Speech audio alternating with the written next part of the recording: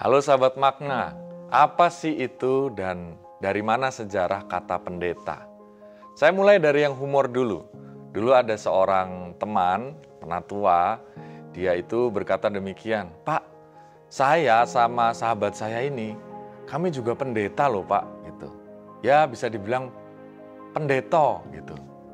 "Kenapa kok begitu Pak?" Saya tanya demikian. Lalu dijawab, "Lah kami ini kan pendek toh." Ya. Ternyata karena ukuran tubuhnya tidak terlalu tinggi, dia anggap itu bisa disebut pendek toh, pendek kan gitu ya. Nah itu adalah sebuah humor bahwa ya pendeta itu bukan sesuatu yang mengawang-awang tapi yang harusnya bersama dengan yang lain. Dalam sejarahnya, sekarang yang benar, itulah sebenarnya makna pendeta. Sebab dia berangkat bukan dari tradisi perjanjian lama seperti seorang imam yang dia itu istilahnya tidak bersama dengan yang lain, tetapi berangkat dari tradisi kerasulan, di mana para rasul itu pada waktu itu mempunyai jemaat-jemaat dan punya tua-tua, ya, orang-orang yang dianggap dituakan dan memimpin gereja.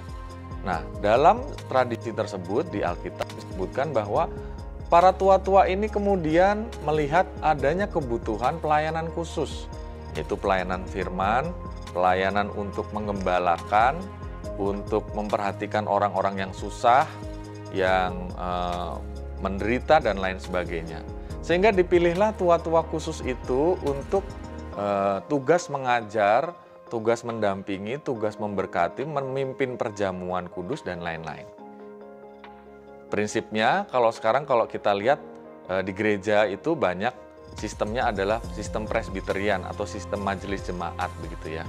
Nah di sana itu ada terdiri dari penatua dan pendeta. Loh, bedanya apa lagi tuh Pak? Ya, bedanya adalah bahwa sebenarnya keduanya itu pertama persamaannya ya, keduanya bisa melayanikan firman ya.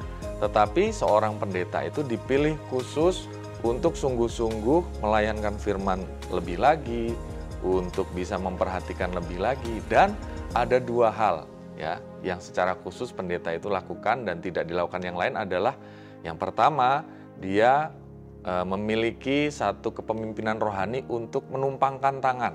Ya. Jadi kalau ada orang mau diajar, dibaptis ya, bagaimana seseorang bisa bertanggung jawab terhadap baptisan itu, ya itulah seorang pendeta. Dia memang ditahbiskan untuk bisa mendampingi dan mempertanggungjawabkan perkembangan rohani dari seorang yang dibaptis atau sidi. Ya. Juga dalam pernikahan, makanya pernikahan juga diberkati. Ya, seorang penatua diteguhkan, nah itu ditumpangkan tangan. Nah, yang kedua adalah melayankan perjamuan kudus tadi. Ya, bagaimana perjamuan kudus yang relasinya kuat dengan apa yang dilakukan Yesus sendiri, ya, apa yang seharusnya membuat kita itu merayakan penebusan Tuhan Yesus. Nah, itu tanggung jawab rohani diberikan kepada seorang pendeta. Sehingga betul-betul bertanggung jawab terhadap tubuh dan darah Kristus. Itu tradisi pendeta dari awal para rasul sampai saat ini. Kira-kira seperti itu. Oh, ada satu lagi. Lalu bagaimana pendeta itu di dalam organisasi ya? Sebenarnya kalau dalam organisasi seperti gereja presbiterian, gereja majelis jemaat itu, ya semua pendeta sebenarnya memiliki hak suara sama dengan penatua di majelis jemaat ya. Jadi boleh di sana berdiskusi dan bisa jadi pendapatnya itu ditambahkan atau diberikan opini yang lain oleh perwakilan dari jemaat, yaitu para penatua ya di majelis jemaat itu.